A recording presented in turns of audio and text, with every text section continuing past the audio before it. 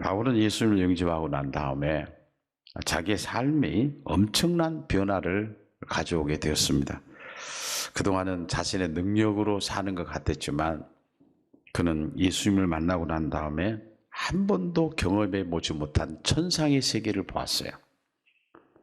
천상의 세계를 보고 난 다음에 그의 삶은 완전히 달라졌습니다. 일반 사람이 생각할 때 이해할 수 없는 일들이 그를 통해서 일어나게 되고 그가 일반적으로 생각하는 사람들, 일반적인 사람이 생각할 수 없는 생각을 가지고 살게 되었다는 사실입니다. 엄밀히 말하면 사도 바울은 자신이 원하는 삶을 사는 것이 아니라 하나님이 바울을 끌고 가신 겁니다. 그런데 가는 곳마다 하나님께서 바울을 통해 수많은 기적과 그리고 수많은 능력을 나타내 보여주셨습니다.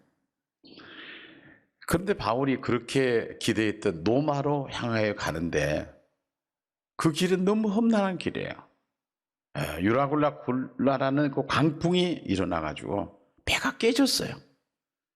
그 안에 있던 모든 걸 다 바다에 넣었어야만 했어요. 그런데도 불구하고 하나님은 바울의 생명만큼은 구원해 주실 뿐만 아니라 거기에 탔던 276명을 다 하나님께서 보호해 주셔서 한 명도 죽는 사람이 없었습니다. 그리고 바울 사도가 도착했던 섬은 멜리메라라는 섬이었습니다. 바울이 도착한 곳은 바울이 가고 싶어서 가는 곳이 아니었어요. 이것은 우리에게 무엇인가를 메시지를 주고 있는데 사실임과 동시에 우리는 지금까지 살면서 자신이 원하는 대로 사는 것 같지만 지내놓고 보면 내가 원하는 대로 사는 것이 아니에요. 그러므로 엄밀히 말하면 우리는 지금도 살아가고 있지만 내 인생을 내가 살아가고 있는 것 같지만 하나님의 섭리 속에 살아가고 있다는 사실입니다. 오늘 여기에 물에 빠져서 나온 배가 깨졌으니까 물에 빠져나온 사람 얼마나 춥겠습니까? 원주민들이 그들이 물속에서 이제 나올 때 그들을 위해서 불을 피워줬습니다. 물론 먹을 것도 주었을 겁니다. 이것은 은혜입니다. 우연이 아닙니다. 이것은 특별한 하나님의 은혜였습니다. 그런데 바울이 이렇게 너무 추워가지고 불을 쬐고 있는데 불이 이제 이렇게 사그라들고 그렇잖아요. 그러니까 바울은 제수의 몸이었지만 자기가 나무 한 단을 가져다가 그 사람들이 좀 뜨겁게 해주기 위해서 불을 지핀 거예요. 그런데 갑자기 뱀이 독사가 나와서 이 바울의 손을 물어버린 겁니다. 그때 놀란 주민들은 이 사람은 살인자구나. 왜냐하면 바다에서 구조되어 있지만 이제는 살인자는 이제는 죽게 된다. 죽을 시간만 기다리고 있는 거예요. 지금도 사람들은 가끔씩 원주민 같은 생각을 할 때가 있습니다. 어떤 사람이 몸이 아팠거나 병 들어서 또는 사고가 났거나 할 때면 때로는 자기들 나름대로 생각을 합니다. 저 사람은 잘못해가지고 죄를 지어서 하나님이 치신 것은 아닌가? 그건 자기의 생각이죠. 그래서 하나님께서 그를 치셨기 때문에 벌을 받고 있는 것은 아닌가? 그런 생각을 해버릴 때가 있다는 사실입니다. 왜냐하면 바울이 죽었으면 다행인데 안 죽었던 거예요.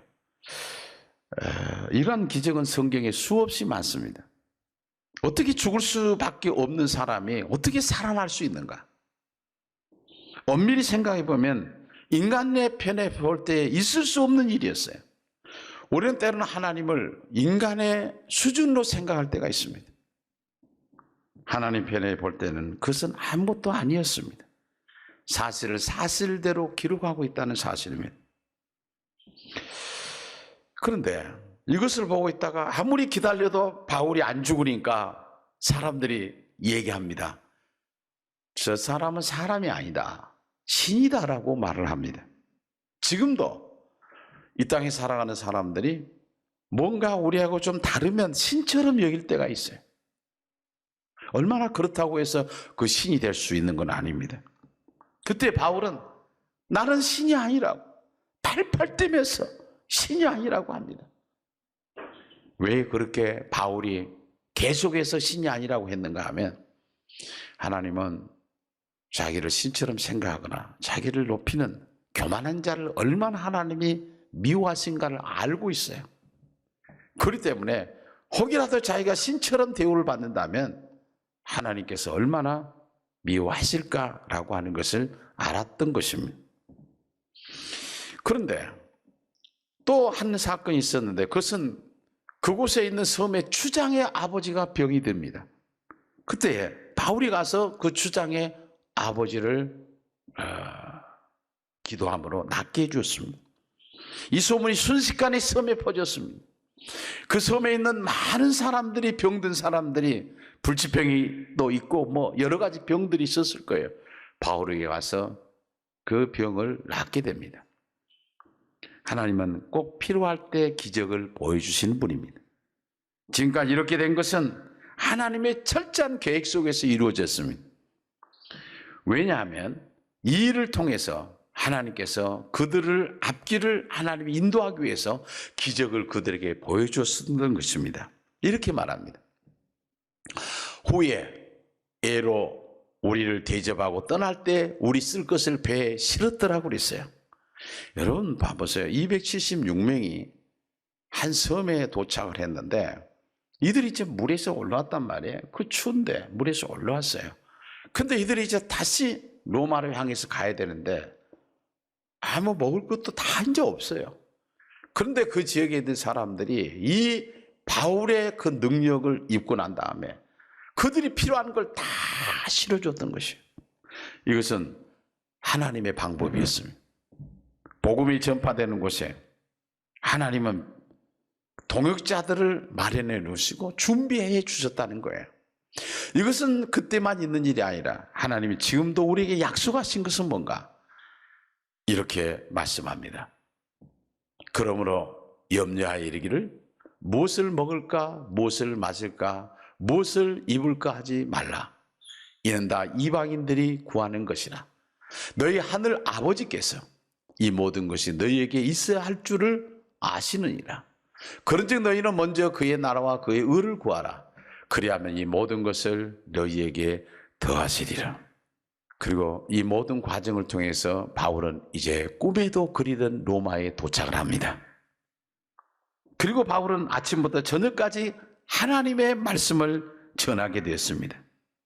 그런데 바울이 하나님의 말씀을 전할 때마다 두 부리로 딱 나눠준 거예요. 오늘 마지막 장에도 그렇게 말합니다. 아래 보면 이렇게 말합니다. 그 말을 믿는 사람도 있고 믿지 아니하는 사람도 있어.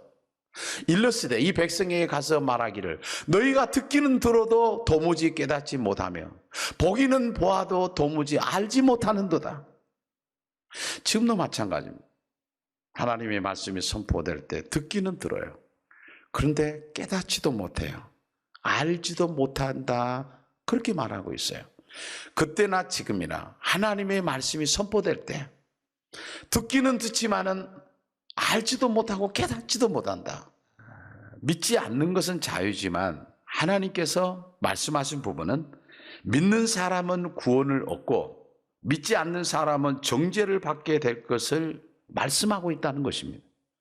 그러므로 하나님의 말씀을 믿는다는 것이 얼마나 큰 축복인가 하는 것을 우리에게 보여주고 있습니다. 그리고 바울은 로마에서 한 2년간을 머무르게 되는데 그곳에서 바울은 유대인들에게 복음을 전합니다. 그리고 옥중에서 이 제수의 몸으로 옥중 서신을 쓰게 되는데 그게 바로 에베소, 빌립보서 그리고 골로새서, 빌레몬서를 쓰게 됩니다. 사도행전 마지막을 보게 되면 이렇게 31절에 기록을 하고 있습니다. 하나님의 나라를 전파하여 주 예수 그리스도에 관한 모든 것을 담대하게 거침없이 가르치더라 그래요. 거침없이 전했다는 것은 하나님께 로마로 보냈고 그리고 바울이 로마에 가가지고 복음을 전하는데 로마 당국도 말리지를 않았다는 사실입니다. 이것은 하나님의 말씀의 성취입니다. 바울은 초라한 죄인의 모습으로 로마에 입성했지만은 바울이 전한 이 복음을 통해서 유럽과 전 세계와 확장됐던 이 놀라운 사실, 그리고 우리에게도 지금도 예수 그리스도의 복음을 알게 된 것이 그때 초대교회부터 내려온 복음을 전파하는 사람들을 통해서 우리는 알게 됐다는 사실입니다. 우리에게 있어서 가장 큰 기적은 예수님을 믿는 기적입니다. 바울은 예수님을 영접하고 초라한 모습 같았지만 위대한 삶을 살다가 마쳤습니다. 그렇다면 우리는 이 사도행전 28장을 마치면서 생각할 것이 있습니다. 하나님이 과연 나를 향한 계획이 무엇인가? 이것은 거부할 수가 없습니다. 왜냐하면 예수님을 믿게 된 것도 성령 하나님을 통해서 믿게 됐기 때문에 지금도 우리에게 성령 하나님께서는 계속해서 말씀하고 있다는 것입니다. 내가 어떻게 살아가야 할 것인지 그것은 개인마다 다릅니다.